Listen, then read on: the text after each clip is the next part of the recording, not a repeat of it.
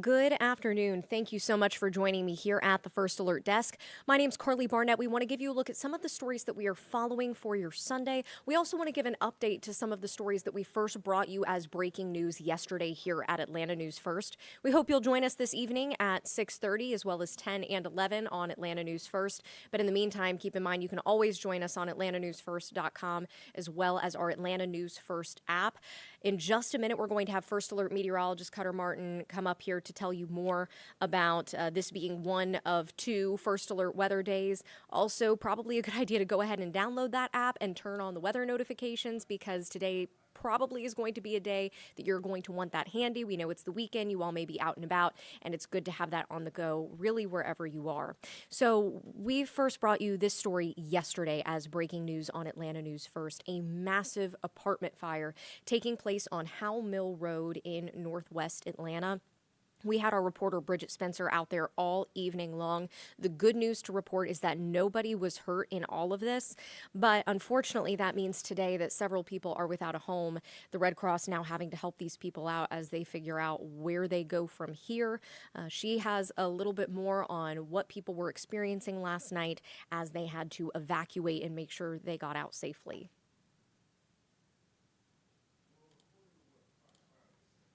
Kierica Howard was supposed to be celebrating a birthday Saturday on her rooftop at Belle Collier Village. It's so beautiful. There's canopy lights. There's like a lounge area up there along with grills. But instead, an uninvited guest, a massive fire, interrupted the whole celebration. There was smoke, there were flames. It was really bad to where everyone was panicking. I had to calm mama down. Atlanta Fire Rescue says they got the call just after 6 p.m. and were forced to fight the flames from the outside of the building. It looks like what we can tell it was starting over in the roof near the bell tower. Marcus Britton was on the 4th floor. I looked out, I'm like, why are these people out here, thinking this is just a drill, and everybody's like pointing their cameras up, and I look up, I'm like, oh my God, the building's on fire. And he recalls being dangerously close to the heat. I turned the corner and I felt the heat first, and I got closer and I seen the flames, and I was like, oh no. And it just kept getting bigger and bigger. Atlanta Fire Rescue says everyone, including pets, made it out alive, something many people are grateful for. Even if their stuff is messed up, it's just material. I'm just happy that we're all okay.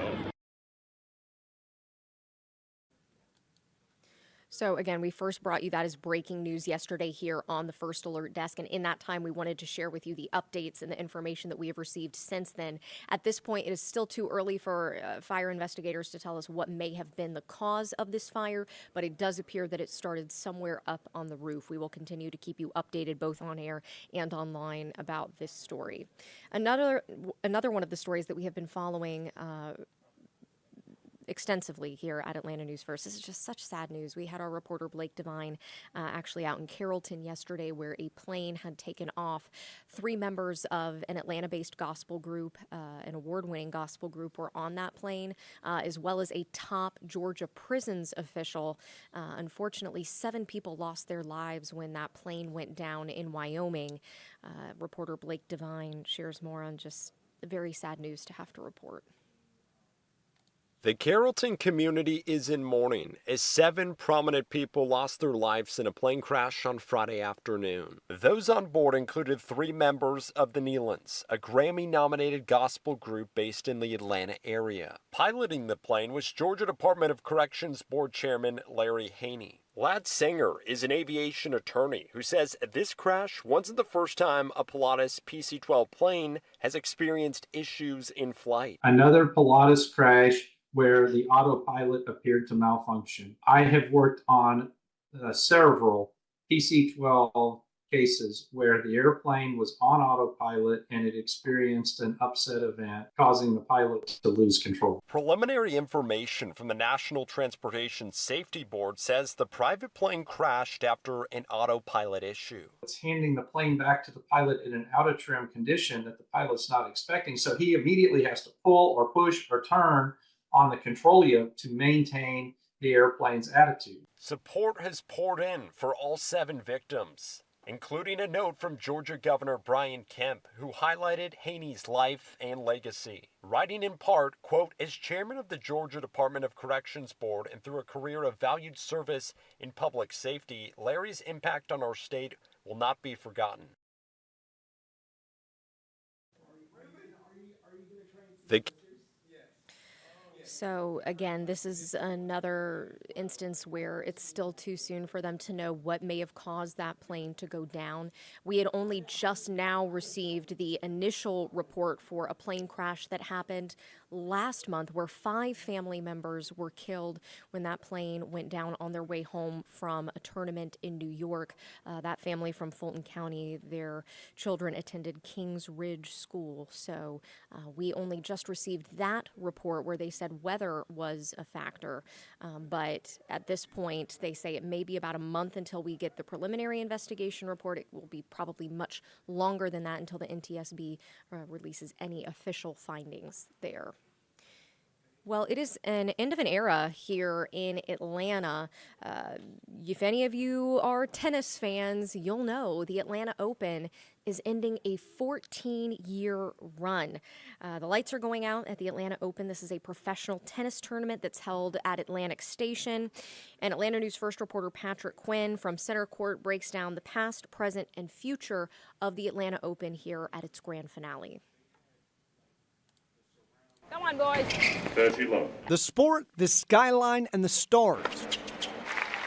For 14 years at the Atlanta Open, the roars of the crowd have echoed from Atlantic Station. But this year is the final year, and Sunday the final serves. It's a sad day, but also a happy day. It's a celebration of all of the years is how we're looking at it. Peter Ledbedev is the tournament director. Earlier this year, the Association of Tennis Professionals decided to tighten its calendar, eliminating 2 U.S. tournaments, and the Atlanta Open is one that's out. On its final day, I picked up a racket and chased down a few balls before the lights go out for good. Amateurs like me move aside. For more than a decade, some of the game's biggest names have wowed at center court, including Andy Roddick, John Isner, and Coco Gauff, the current #2 player in the world. Being, a black woman in tennis, having the support from all the people in Atlanta means a lot to me, truly. Coco Gauff right now making her Olympics debut. She has roots to Atlanta. This time last year, she was playing on this court at Atlantic Station. Same story is true for Chris Eubanks, also an Olympian right now in Paris with ties to Atlanta. Now, Ledbedev said that despite the Atlanta Open now being out of Atlanta, he said the tennis community will be just fine. This is the biggest league city in the world, so the recreational side of it is terrific. And then we had our Atlanta Pro League here last night. All the local pros got together and played. The tennis here is going to be great. The 9-day annual tournament has been a marquee event for the commercial area at Atlantic Station. Ledbedev told me he hopes pro tennis can return to Atlanta in some form in the future. We're looking at opportunities to do that. We're actively doing that, and hopefully we can have some news somewhere down the road here, but we love Atlanta. From the Atlanta Open at Atlantic Station, one final time, Patrick Quinn, Atlanta News First.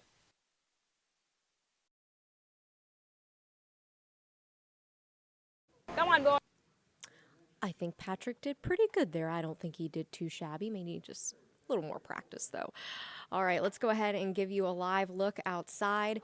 It's looking kind of gloomy out there, but it's not really a surprise because we have had our First Alert Weather team warn us that it's going to be a First Alert Weather day. It's been a First Alert Weather day, and we've got another one in store for us tomorrow, Cutter.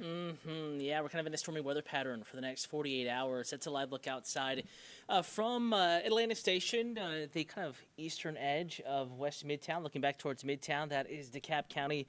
There in the distance, and even further in the distance, that is a thunderhead, top of a thunderstorm cloud there, that kind of white, a shaded, wispy cloud well above and beyond the high-rises of Midtown Atlanta.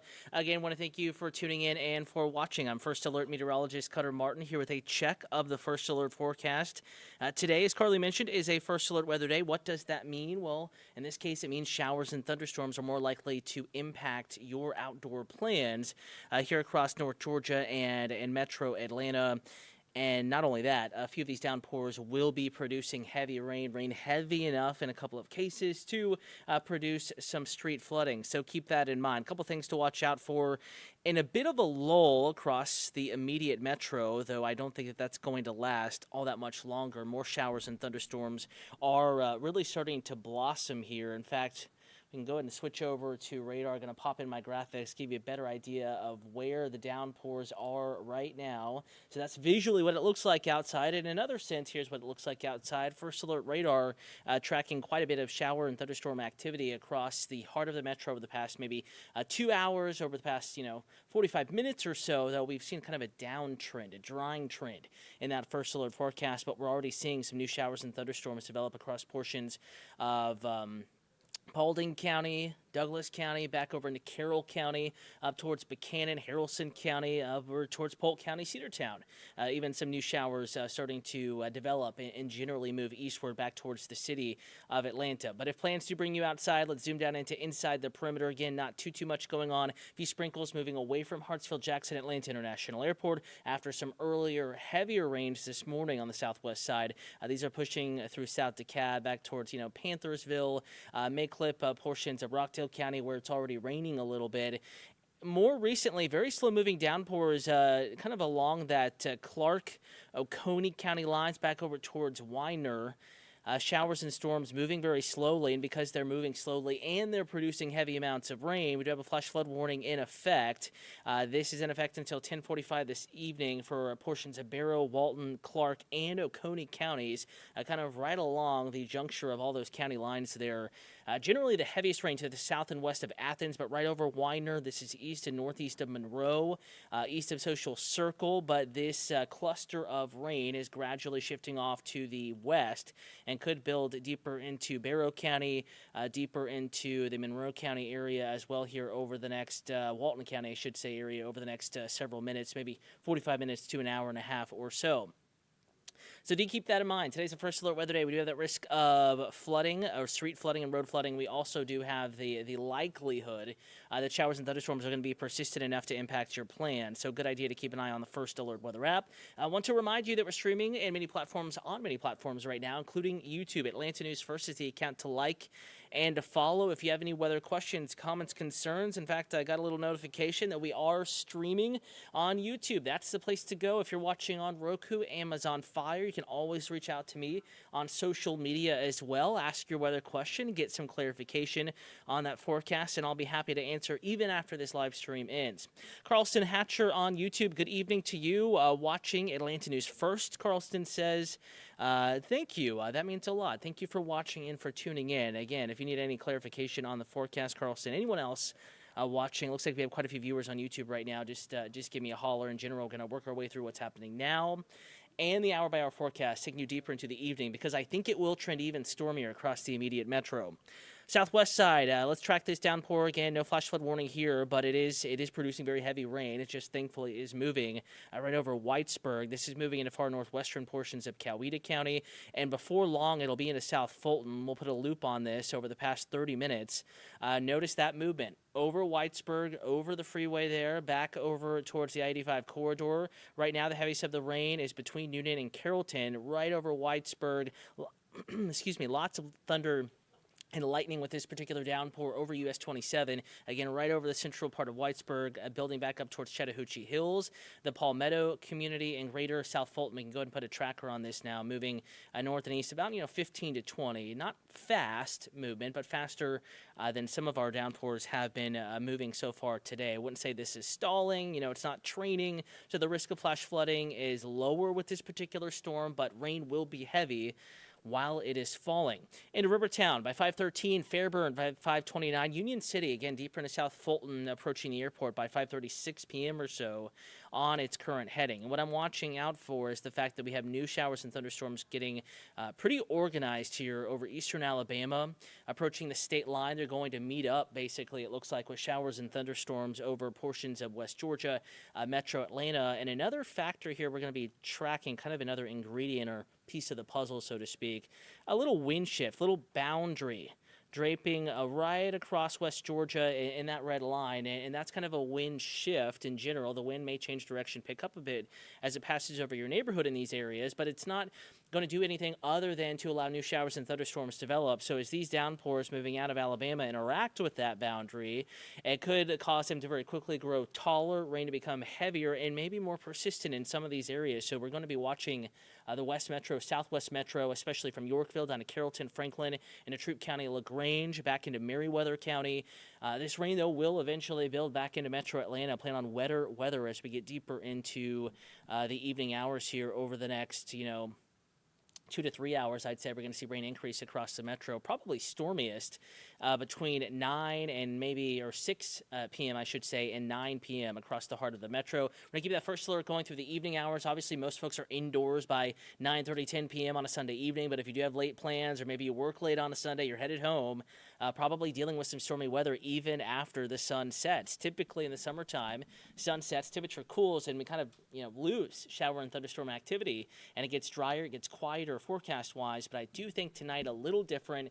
Case in point, one of the reasons why we have that first alert weather day going, I do think that the chance of rain will remain elevated even for any after sunset activities, plans, routines. Maybe doing the late run for the grocery store. We do have students going back to school tomorrow, packing those lunches. It comes at you quick, right? Sunday before the first day of school. Those errands will include some showers and thunderstorms, even for the late grocery trips, the late errands this evening.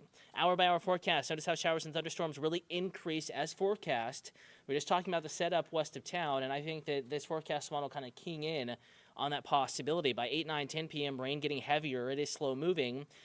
Good news, though, that this particular forecast model wants to bring down the rain chance by 11 p.m., midnight, 1 a.m. So it's not a night where you're, woken up by thunder constantly, where the dogs are, nervous and anxious and barking all night long. It's not one of those nights, but I think now through about midnight, we will have at least a few showers and thunderstorms roaming the area. Stormiest before 9 to 10 p.m., though, with a gradual decline later in the evening. So for Monday morning's commute, forecast models, computers, what they think will happen, inconsistent with today's data, but I do think there will be a handful of showers around tomorrow morning, mainly north of I-20. That's what I'm very confident in. Though it's possible we could see a little bit of rain, even a few rumbles of thunder sneak down into northern portions of the metro during the morning commute tomorrow, perhaps even early tomorrow morning. So just keep that in mind. Could be a few wet spots out there on the roadways.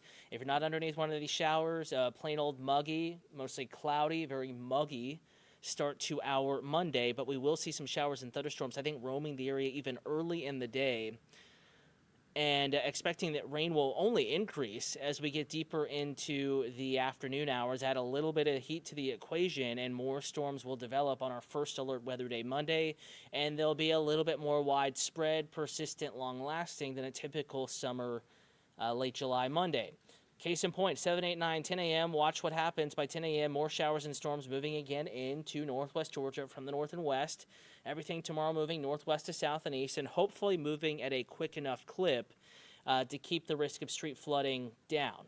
Keep in mind, though, we've had a few days of rain. We've had several rounds of rain over the past week to week and a half. We've seen our soil moisture come up, still technically some areas in a drought, but much more damp conditions soil-wise than where we were at 2 weeks ago. So all that to say, soil, the ground can only handle so much, and then it runs off quickly. And the fact that we've had several rains, now it's going to run off more quickly than it had been. So even brief downpours tomorrow could cause some street flooding. Do keep that in mind. Risk of storms greatest between, I would say, maybe noon, 1 p.m. and 5, 6 p.m. tomorrow. And after sunset tomorrow looks pretty quiet, and we're going to go ahead and peel back that first alert weather day.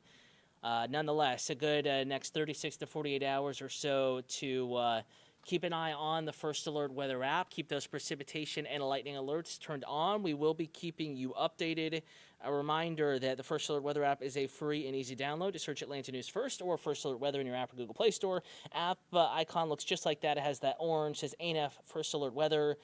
There is a video update from earlier this afternoon, upper right-hand corner, right about where my finger is. So right there. That's the menu option. You can click on settings once in there, and my weather notification types, severe, precipitation, and lightning, they're all turned on, and those are the good ones to have turned on today, especially for the outdoor plans. Again, today a First Alert Weather Day. Tomorrow, again, a First Alert Weather Day with showers and thunderstorms in the forecast. We're going to go ahead and take you live back outside again. First Alert Weather Day for the storms this evening. and the return of some stormier weather tomorrow evening.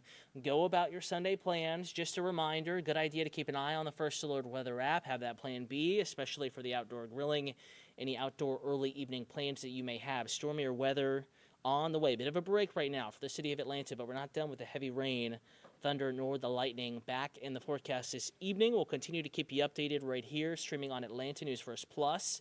Updates at atlantanewsfirst.com, and join us at 6:30 for Atlanta News First with Karli, Barnett, and myself. Will continue to keep you updated on all platforms as storms move through North Georgia.